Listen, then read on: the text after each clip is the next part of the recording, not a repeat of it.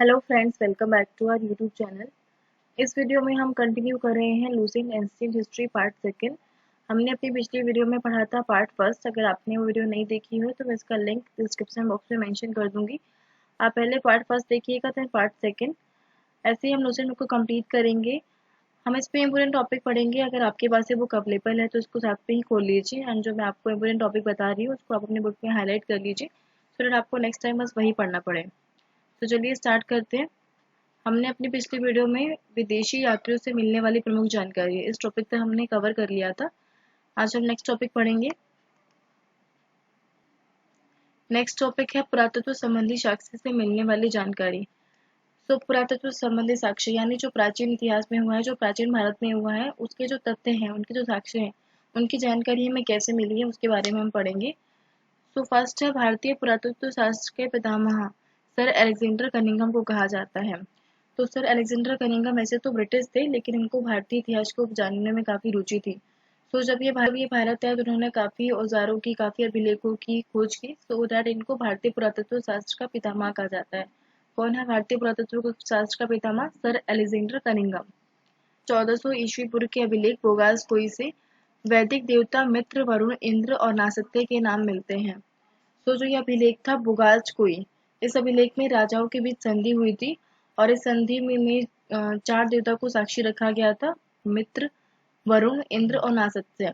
तो आपको ये याद रखना है कि जो बुगाज कोई अभिलेख है इसमें वैदिक देवता मित्र, वरुण, इंद्र और नासत्य के नाम मिलते हैं। नेक्स्ट है मध्य भारत के भागवत धर्म विकसित होने का प्रमाण यवन राजदूत हेरोडोटस के वेसनगर गरुड़ स्तंभ लेख से प्राप्त होता है। ये इतना इम्पोर्टेंट नहीं है। सर्वप्रथम भारतवर्ष का जिक्र हाथी गुफा अभिलेख में है। तो भारत का जो जिक्र है, जो भारत का वर्ड है, हमारे देश का नाम भारत कैसे पड़ा, या जो भी इसके भारत के रिगार्डिंग जो भी तथ्य मिले हैं वो हमें हाथी गुफा अभिलेख से मिले हैं। सर्वप्रथम दुर्भिक्ष का जानकारी देने वाला अभिलेख सोहगर अभिलेख है। इस अभिलेख में संकट काल में उपयोग हेतु खाद्यान्न सुरक्षित रखने का भी उल्लेख है। सर्वप्रथम भारत पर होने वाले हुन आक्रमण की जानकारी भीतरी स्तंभ लेख से प्राप्त होती है। तो सबसे पहले जो भारत पर हुन का आक्रमण हुआ था उसकी जानकारी हमें भीतरी स्तंभ लेख से प्राप्त होती है। नेक्स्ट है सती प्रथा का पहला लिखित साक्ष्य एरल अभिलेख से प्राप्त होता है। तो सती प्रथा क्या थी कि जब किसी स्त्री का पति मगर मर जाता था तो उसकी चिता में उसकी पत्नी को जलना पड़ता था, तो वो सती प्रथा थी। तो इस प्रथा का जो पहला लिखित साक्ष्य है, हमें सती प्रथा के बारे में कैसे पता चला?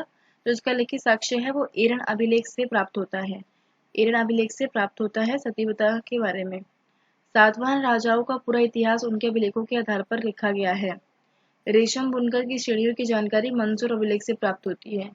ओके, नेक्स्ट देखते हैं।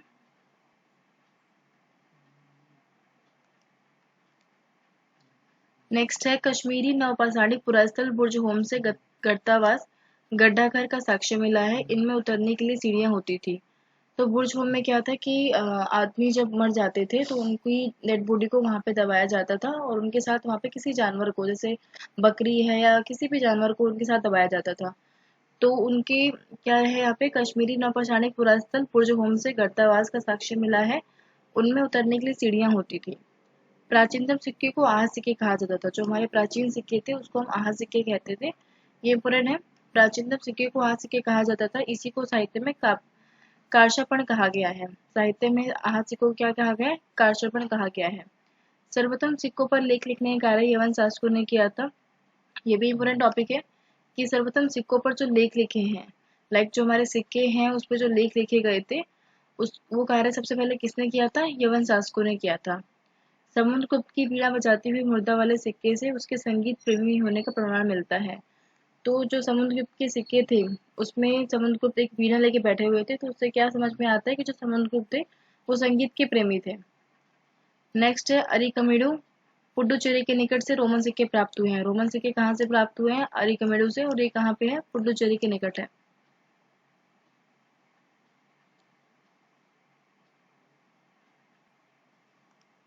नेक्स्ट है महत्वपूर्ण अभिलेख।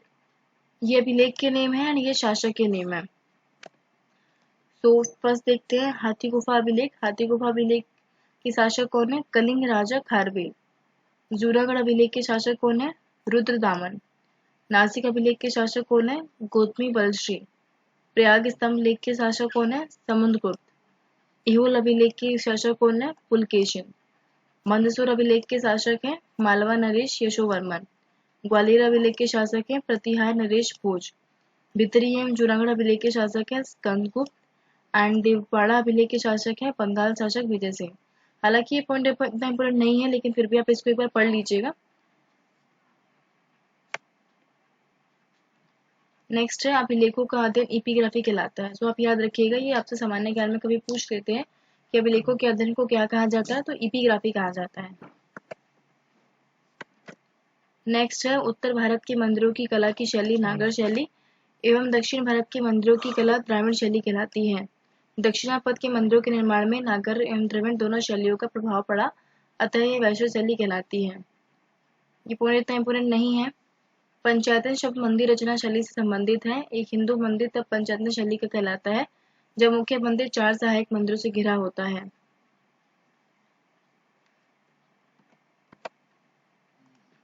नेक्स्ट है प्रागैतिहासिक काल। फर्स्ट पॉइंट देखते हैं। जिस काल में मनुष्य ने घटनाओं का कोई लिखित विवरण उद्धृत नहीं किया उसे प्राग ऐतिहासिक काल कहते हैं। प्राग ऐतिहासिक काल वो होता है जिसके बारे में कोई लिखित विवरण हमें प्राप्त नहीं होता है, उसको हम प्रागैतिहासिक काल कहते हैं। मानव विकास के उस काल को इतिहास कहा जाता है जिसका विवरण लिखित रूप से उपलब्ध हो। जिसका विवरण लिखित रूप से उपलब्ध होता है, जो चीजें आपको लिखित में मेंशन है, जैसे आप लूसेंट की बुक पढ़ रहे हैं, तो आप इसको इतिहास की बुक भी बोल सकते हैं क्योंकि इसमें आपको सारा विवरण लिखित में मेंशन है। तो जिसका भी विवरण अगर आपको लिखित में मेंशन हो तो उसको इतिहास कहा जाता है, और जिसका कोई लिखित विवरण नहीं है उसको हम प्रागैतिहासिक काल बोलते हैं। आदि ऐतिहासिक काल उस काल को कहते हैं जिस काल में लेखन कला के प्रचलन के बाद उपलब्ध लेख पढ़े नहीं जा सके हैं। तो आदि ऐतिहासिक काल क्या है कि इसके जो लिखित विवरण है वो तो अवेलेबल है, लेकिन उसके जो अभिलेख है वो अब तक पढ़े नहीं जा सके हैं।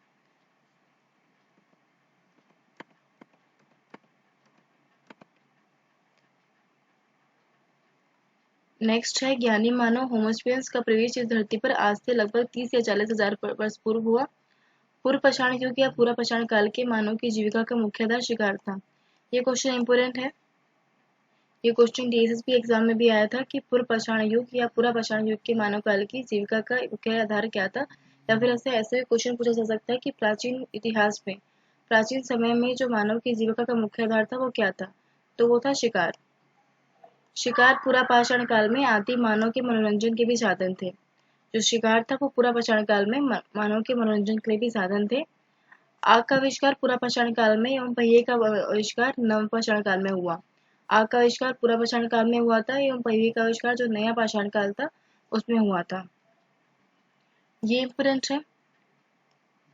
मनुष्य ने स्थायी निवास की प्रवृत्ति नव पाषाण काल में हुई तथा मनुष्य सबसे पहले कुत्ते को पालतू बनाया। तो मनुष्य ने किस पशु को सबसे पहले पालतू बनाया? तो सबसे पहले मनुष्य ने कुत्ता को पालतू बनाया। मनुष्य ने सर्वप्रथम तांबा धातु का प्रयोग किया तथा उसके द्वारा बनाया जाने वाला प्रथम औजार कुल्हाड़ी था। ये टॉपिक इम्पोर्टेंट है। मनुष्य ने सर्वप्रथम किस धातु का प्रयोग किया? तांबा धातु का प्रयोग किया और उसके द्वारा बनाया जाने वाला प्रथम औजार कुल्हाड़ी था। मनुष्य के द्वारा बनाया जाने वाला प्रथम औजार था कुल्हाड़ी। नवपाषाण काल में हुआ। प्रागैतिहासिक अन्न उत्पादक स्थल मेहरगढ़ पश्चिमी बलूचिस्तान में अवस्थित है। कृषि के लिए अपनाई गई सबसे प्राचीन फसल गेहूं थी। तो गेहूं के साथ जो भी उगाया जाता था, तो गेहूं और जौ ये फर्स्ट फसल थी। सबसे पहले गेहूं और जौ का ही उत्पादन किया गया था। लेकिन मानव द्वारा सर्वप्रथम प्रयुक्त अनाज चावल था। लेकिन जो मानव द्वारा सर्वप्रथम प्रयुक्त अनाज था, सबसे पहले जो प्रयोग किया जाने वाला अनाज था वो चावल था।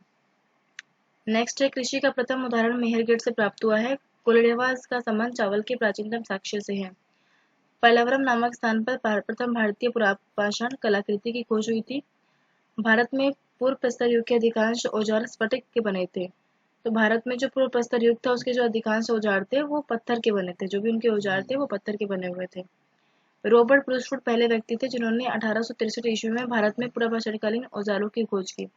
तो रॉबर्ट ब्रूसफुट पहले व्यक्ति थे जिन्होंने किस सन में 1863 में भारत में जो पुरापाषाणकालीन औजार थे, जो प्राचीन इतिहास के जो भी औजार थे, जैसे सिंधु सभ्यता से या फिर जो मोहनजोदड़ो से जो भी हमें औजार मिले हैं, उसकी जो खोज की थी वो सबसे पहले रॉबर्ट ब्रूसफुट ने की थी। और कब की थी? 1863 में। भारत का सबसे प्राचीन नगर मोहनजोदड़ो था। सिंधी भाषा में जिसका अर्थ मृतकों का टीला है। तो भारत का सबसे प्राचीन नगर मोहनजोदड़ो था और इसको सिंधी भाषा में मृतकों का टीला भी कहते हैं। असम का श्वेतभू गिबन भारत में पाया जाने वाला एकमात्र मानव कपि है। इनाम गांव ताम्रप्रशाण युग की एक बड़ी बस्ती थी। इसका संबंध जोवे संस्कृति से है।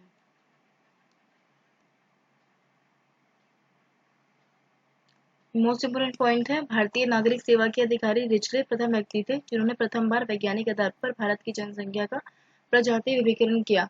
तो जो रिचले थे उन्होंने भारत की फर्स्ट टाइम, जो सबसे पहले जनगणना का श्रेय जाता है वो रिचले को जाता है। इन्होंने भारत की जनसंख्या का फर्स्ट टाइम, सबसे पहले इन्होंने भारत की जनसंख्या का विवरण दिया था। किसने दिया था? रिचले। तो रिचले वो प्रथम व्यक्ति थे जिन्होंने भारत की वैज्ञानिक आधार पर भारत की जनसंख्या का प्रजाति विभीकरण किया था। नेक्स्ट टॉपिक है सिंधु सभ्यता। एंशियंट हिस्ट्री का ये मोस्ट इंपोर्टेंट टॉपिक है। आपके एग्जाम में से सिंधु सभ्यता में से क्वेश्चन जरूर आते हैं। तो चलिए देखते हैं। रेडियो कार्बन C14 जैसी नवीन विश्लेषण पद्धति के द्वारा सिंधु सभ्यता की सर्वमान्य तिथि 2400 ईसा पूर्व से 1700 ईसा पूर्व मानी गई है। इसका विस्तार त्रिभुजाकार है। अच्छा, रेडियो कार्बन एक यंत्र होता है जिससे क्या होता है कि जो जमीन में जो काफी पुराने कितने भी पुराने जो जमीन में अवशेष दबे होते हैं, तो उसकी शताब्दी, वो कब दबे गए थे जमीन में, कब दबाए गए थे, उसकी जानकारी में रेडियो कार्बन C14 के तहत मिल जाती है। तो जो रेडियो कार्बन C14 जो तंत्र था उसके द्वारा हमें ये पता चला कि जो सिंधु घाटी सभ्यता की सर्वमान्य तिथि थी वो 2400 ईसा पूर्व से 1700 ईसा पूर्व के बीच में मानी गई है।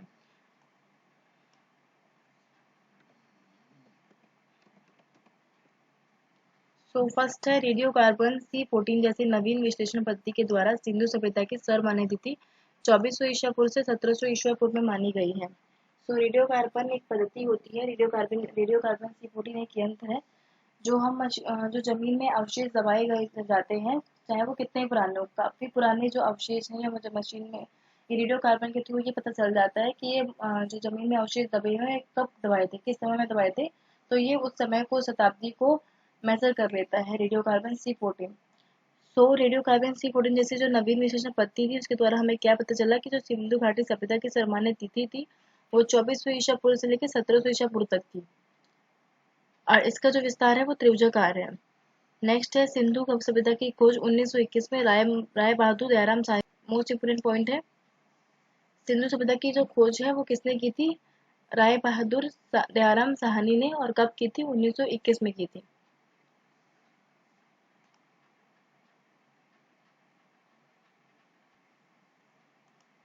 नेक्स्ट है सिंधु सभ्यता को आदि ऐतिहासिक अथवा कांस्य युग में रखा जा सकता है। इस सभ्यता के मुख्य निवासी द्रविड़ एवं भूमध्य सागरीय थे। तो इस सभ्यता में जो निवासी थे, जो लोग थे, वो क्या थे? द्रविड़ एवं भूमध्य सागरीय थे। सर जॉन मार्शल, भारतीय पुरातत्व सर्वेक्षण विभाग के तत्कालीन महानिदेशक ने 1924 ईस्वी में सिंधु घाटी सभ्यता नामक एक उन्नत नगरीय सभ्यता पाए जाने की विधिवत घोषणा की। तो सर जॉन मार्शल ने जो सभ्यता थी जिसके बारे में हमें जो खोज कर रहे थे, जब जानकारी मिली तो उस सभ्यता का नाम उन्होंने सिंधु घाटी सभ्यता रखा। तो वो थे सर जॉन। नेक्स्ट है सिंधु सभ्यता के सर्वाधिक पश्चिमी पुरास्थल। दाशक नदी के किनारे हैं स्थित सुतंगनाडोर। पूर्वी पुरास्थल हिंडा नदी के किनारे आलमगीपुर। उत्तरी पुरास्थल चुनाव नदी के तट पर अखनूर के निकट मांदा एवं दक्षिणी पुरास्थल गोदावरी नदी के तट पर ताइमाबाद से मिले हैं। ये इंपॉर्टेंट पॉइंट है। सिंधु सभ्यता या सिंधु सभ्यता नगरीय सभ्यता थी। तो आपसे क्वेश्चन में पूछ सकते हैं कि सिंधु सभ्यता कैसी सभ्यता थी? तो ये नगरीय सभ्यता थी। एंड सिंधु सभ्यता से प्राप्त परिपक्व अवस्था वाले स्थलों में 6 को ही बड़े नगर की संज्ञा दी गई है। तो सिंधु सभ्यता से जो नगर की जानकारी हमें मिली है उसमें से जो बड़े नगर है वो 6 को ही बड़े नगर की संज्ञा दी गई है। कौन कौन से हैं वो? मोहनजोदड़ो, हड़प्पा, गढ़वारीवाला, धोलावीरा, राखीगढ़ी एवं कालीबंगा। मोहनजोदड़ो, हड़प्पा, गढ़वारीवाला, धोलावीरा, राखीगढ़ी एवं कालीबंगा। नेक्स्ट देखते हैं, स्वतंत्रता प्राप्ति पश्चात हड़प्पा संस्कृति के सर्वाधिक स्थल गुजरात में खोजे गए हैं। स्वतंत्रता प्राप्ति पश्चात, जब देश हमारा आजाद हो गया था उसके बाद जो हड़प्पा संस्कृति है उसके सर्वाधिक स्थल गुजरात से मिले हैं। लाइक जो हड़प्पा संस्कृति थी, जो हड़प्पा सभ्यता थी, उसके जो हमें औजार मिले हैं या जो भी उसके जो अभिलेख मिले हैं, जो भी उसके बारे में जानकारी मिली है वो हमें मोस्टली गुजरात से मिली है। नेक्स्ट है सिंधु घाटी सभ्यता का सबसे बड़ा स्थल मोहनजोदड़ो है, जबकि भारत में इसका सबसे बड़ा स्थल राखीगढ़ी है जो हरियाणा के जिंद जिले में स्थित है। इसकी खोज 1969 ईस्वी में सूरज भान ने की थी। तो सिंधु घाटी का जो सबसे बड़ा स्थल है वो मोहनजोदड़ो है। एंड भारत में इसका जो सबसे बड़ा स्थल है वो राखीगढ़ी है, जो हरियाणा के जींद जिले में। राखीगढ़ी कहाँ पे स्थित है? हरियाणा के जींद जिले में स्थित है। और इस राखीगढ़ी जो स्थल है इसकी खोज किसने की थी? सूरजवान ने की थी। हम कब की थी? 1969 में। नेक्स्ट है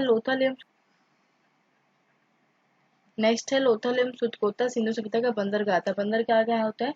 जिसे आप बोलते हैं एयरपोर्ट। एंड जो जहाँ पे शिप रोकती है, तो ऐसे ही बंदरगाह जो होते हैं वहाँ पे शिप या एयरपोर्ट होते हैं।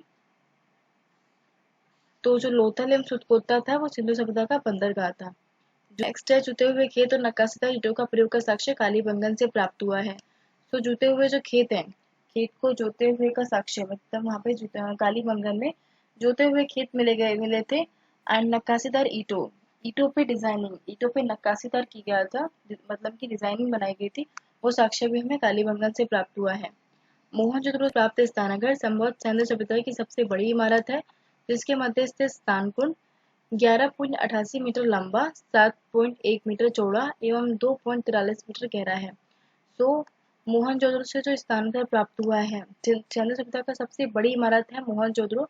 इसमें काफी बड़ा स्नानघर बनाया गया था, इसमें सीढ़ियां भी थी जाने के लिए। तो इसके मध्य जो स्नान कुंड है वो कितने मीटर लंबा है?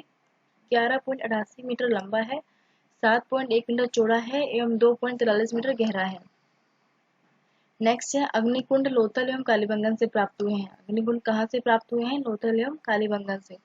मोहनजोदड़ो से प्राप्त एक शील पर 3 मुख वाले देवता पशुपतिनाथ की मूर्ति मिली है। तो मोहनजोदड़ो से हमें क्या मिला है? पशुपतिनाथ की मूर्ति मिली है और उनके चारों ओर हाथी, गेंडा, चीता एवं भैंसा विराजमान है। ये पॉइंट इंपोर्टेंट है। मोहनजोदड़ो से नर्तकी की एक कांस्य मूर्ति मिली है, ये आप याद रखिएगा। नेक्स्ट है हड़प्पा की मोहरों पर सबसे अधिक एक श्रृंगी पशु का अंकन मिलता है। यहाँ से प्राप्त एक आयताकार मोहर में स्त्री के गर्भ से निकलता पौधा दिखाया गया है। सिंधु सभ्यता की लिपि भाव चित्रात्मक है। यह लिपि दाईं से बाईं ओर लिखी जाती थी। जब अभिलेख एक से अधिक पंक्तियों का होता था तो पहली पंक्ति बाईं से बाईं ओर और दूसरी बाईं से दाईं ओर लिखी जाती थी। तो सिंधु सभ्यता के जो अभिलेख थे उनमें जो लिपि पाई गई है वो कैसे पाई गई है? जैसे अभी हम कैसे लिखते हैं? अभी हम लिखते हैं बाएं से दाएं ओर, ओके। लेकिन जो उस टाइम के अभिलेख मिलते थे वो कैसे मिलते थे?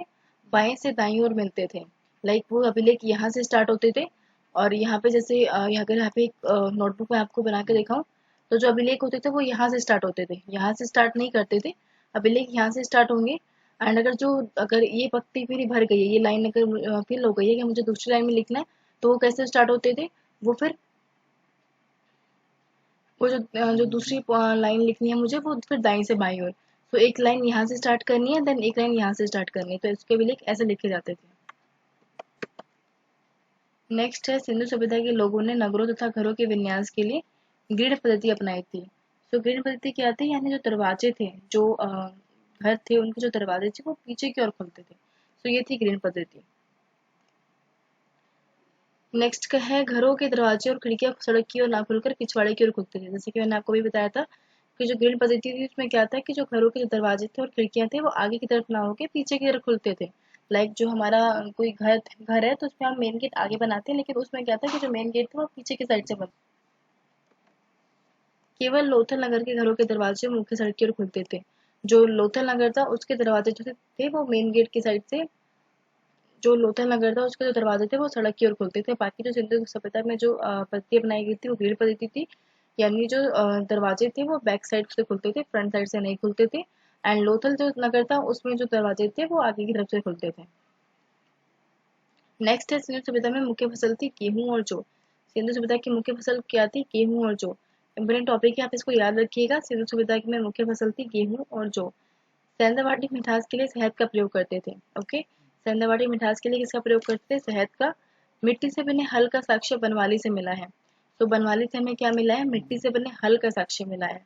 तो हल जो खेतों को जोतने के लिए जो हल का प्रयोग करते थे वो मिट्टी से बना के करते थे, और इसका साक्ष्य में बनवाली से मिला है।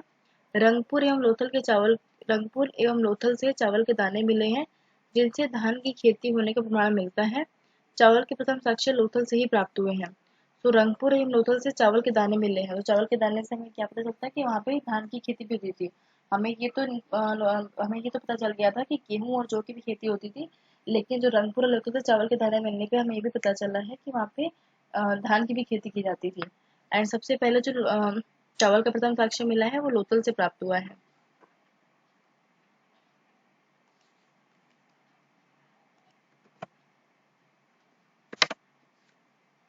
नेक्स्ट है सुरकोत्ता कालीबंगन एवं लोथल से सैंधवकालीन घोड़े के अस्थिपंजर मिले हैं।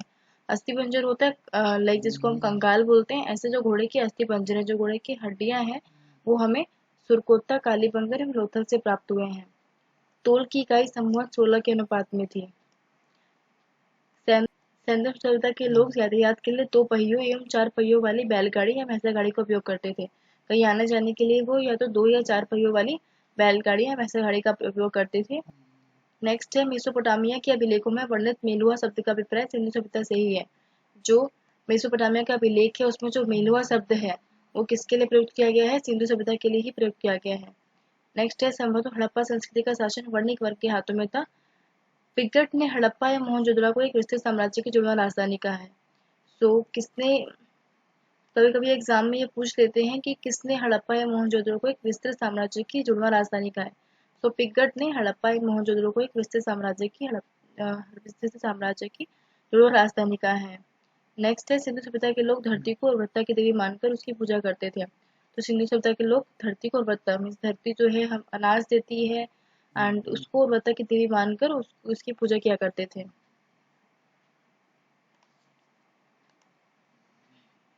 नेक्स्ट है वृक्ष पूजा एवं शिव पूजा के प्रचलन के साक्ष्य भी सिंधु सभ्यता से मिले हैं। धरती पूजा के साथ साथ जो सिंधु सभ्यता के लोग थे वो वृक्ष की पूजा एवं शिव पूजा भी करते थे। स्वास्तिक चिन्ह संभवतः हड़प्पा सभ्यता की देन है। इस चिन्ह से सूर्योपासना का अनुमान लगाया जाता है। सिंधु घाटी के नगरों में किसी मंदिर के अवशेष नहीं मिले हैं। सिंधु सभ्यता में महादेवी की उपासना सर्वाधिक प्रचलित थी। पशुओं में कुबड़ वाला सांड इस सभ्यता के लोगों के लिए विशेष पूजनीय था। ये पशु की पूजा करते थे और पशु में किस पशु की? कुबड़ वाला सांड। जो नेक्स्ट है स्त्री मूर्तियां, मिट्टी की मूर्तियां अधिक मिलने से ऐसा अनुमान लगाया जाता है कि सिंधु समाज मार्ग सकारात्मक था। मीन्स जो सिंधु की सभ्यता है उसमें स्त्री की मिट्टी की मूर्तियां मिली है। उससे क्या पता चलता है कि जो स्त्री जो उससे क्या पता चलता है जो सिंधु सभ्यता थी वो मार्ग सकारात्मक थी, यानी इसमें महिलाएं और औरतें भी रहती थी।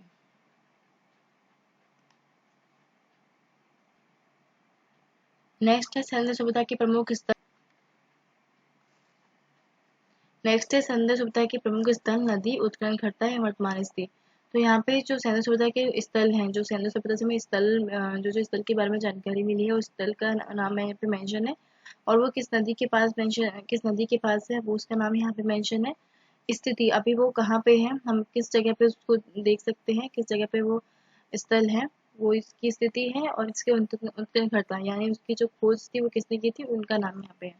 तो देखते हैं फर्स्ट है हड़प्पा। हड़प्पा किस नदी के स्थित है किस नदी के पास स्थित है? रावी। कहाँ पे है ये? पाकिस्तान के पंजाब प्रांत का साहिवाल जिला। पाकिस्तान का जो पंजाब प्रांत है उसके साहिवाल जिला में है हड़प्पा स्थल। एंड इसके उत्खननकर्ता कौन थे? दयाराम साहनी, माधो स्वरूप वत्स एंड व्हीलर। नेक्स्ट है मोहनजोदड़ो। किस नदी के पास है ये? सिंधु। अभी कहाँ है? पाकिस्तान के सिंध प्रांत का लरकाना जिला। इसके उत्खननकर्ता कौन थे? Rakhaldas Banerjee, Mackay and Wheeler. Next है चनहुदड़ो। किस नदी के पास है ये? सिंधु। कहाँ पे है ये? सिंध प्रांत पाकिस्तान, नवाब शाह जिला। इसके उत्खननकर्ता कौन थे? मैके एंड एनजी मजमूदार। कालीबंगन किस नदी के पास है? घग्गर। कहाँ पे है ये? राजस्थान का हनुमानगढ़ जिला। एंड इसके उत्खननकर्ता कौन थे? अमलानंद घोष, बीवी लाल एवं वी के थापर। नेक्स्ट है कोटदीजी। किस नदी के पास है? सिंधु। कहाँ पे है ये? सिंध प्रांत का खैरपुर स्थान। और इसके उत्खननकर्ता कौन थे? फजल अहमद। रंगपुर मादर नदी के पास है, गुजरात के काठीवाड़ जिला में है एंड इसके उत्खननकर्ता है रंगनाथ राव। रोपड़ सतलज नदी के पास है, पंजाब का रोपड़ जिला में है एंड इसके उत्खननकर्ता है यगदत्त शर्मा। नेक्स्ट है लोथल, भोगवा नदी के पास है, गुजरात का अहमदाबाद जिला है, वहां पे लोथल है एंड इसके उत्खननकर्ता थे रंगनाथ राव। नेक्स्ट है आलमगीरपुर, हिंडा नदी के पास है, उत्तर प्रदेश का जो मेरठ जिला है वहां पे ये स्थित है और इसके उत्खननकर्ता थे यगदत्त शर्मा। तंगनाडोर दाशत नदी के पास है, पाकिस्तान के मकरान में समुद्र तट के किनारे। इसके उत्खननकर्ता थे ऑरेलस्टाइन। नेक्स्ट है बनमाली, रंगोई नदी के पास है, हरियाणा का हिसार जिला में है, एंड इसके उत्खनन करते थे रविंद्र सिंह बिस्ट। नेक्स्ट है धोलावीरा, लूनी नदी के पास है, गुजरात के कच्छ जिले में स्थित है ये, और इसके उत्खनन करते थे जेपी जोश एंड रविंद्र सिंह बिस्ट। नेक्स्ट है सोतका, शादीपुर नदी के पास है, द बलूचिस्तान में है, एंड इसके जो उत्खनन करता थे वो जॉर्ज डील्स थे। तो आप इसको एक दो बार रीड कर लीजिएगा। आपको ये पता होना चाहिए कि जो ये प्रमुख स्थल थे वो किस नदी के पास थे, एंड इसके जो उत्खनन करते थे, जो उनकी खोज थी वो किसने की थी, और अभी ये कहाँ पे, किस प्रांत में, कभी कहाँ पर स्थित है।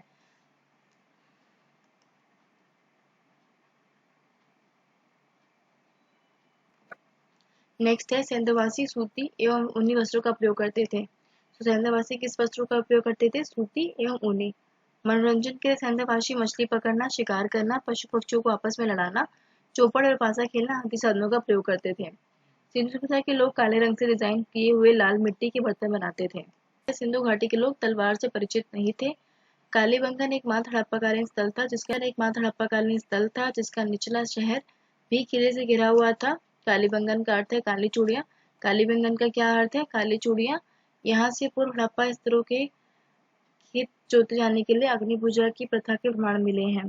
तो कालीबंगन जो था एकमात्र ऐसा स्थल था जिसका जो निचला शहर था वो भी किले से घिरा हुआ था। मतलब कि वहाँ पे जो लोगों के सामान्य लोगों के रहने हेतु भी जो शहर थे वो भी एक किले से घिरे हुए थे। एंड जो कालीबंगन का अर्थ है वो काली चूड़ियां हैं। यहाँ से पूर्व हड़प्पा स्तरों के खेत जोते जाने, आपको मैंने पहले बताया था कि जो कालीबंगन है वहाँ से खेत जोते जाने के साक्ष्य मिले हैं, और इसके साथ ही अग्नि पूजा की प्रथा के प्रमाण मिले हैं।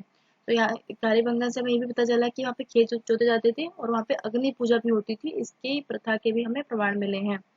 नेक्स्ट है प्रजाप्रथा या वैश्यवृत्ति सैन्य सभ्यता में प्रचलित थी। प्रजाप्रथा और वैश्यवृत्ति जो थी वो सैन्य सभ्यता में प्रचलित थी। नेक्स्ट है शवों को जलाने एवं गाड़ने यानी दोनों प्रथाएं प्रचलित थी। हड़प्पा में शवों को दफनाने जबकि मोहनजोदड़ो में जलाने की प्रथा विद्यमान थी। तो हड़प्पा में क्या था, शवों को दफनाया जाता था और मोहनजोदड़ो में जलाया जाता था। ये प्रथा हमें इस प्रथा की साक्ष्य में वहां से मिले हैं। लोथल एवं कालीबंगा में युग्म समाधियां मिली हैं। सैन्य सभ्यता के विनाश का संभव सबसे प्रभावी कारण बाढ़ था। तो सैन्य सभ्यता का विनाश किस लिए हुआ? बाढ़ की वजह से। वहां पे बाढ़ आई थी तो उसकी वजह से जो सैन्य सभ्यता थी वो वहाँ का उनका इसकी वजह से जो सैन्य सभ्यता थी उसका विनाश हुआ था। नेक्स्ट है आग में पकी हुई मिट्टी को टेराकोटा कहा जाता था। तो जो आग में पकी हुई मिट्टी थी उसको क्या कहा जाता था? टेराकोटा कहा जाता था।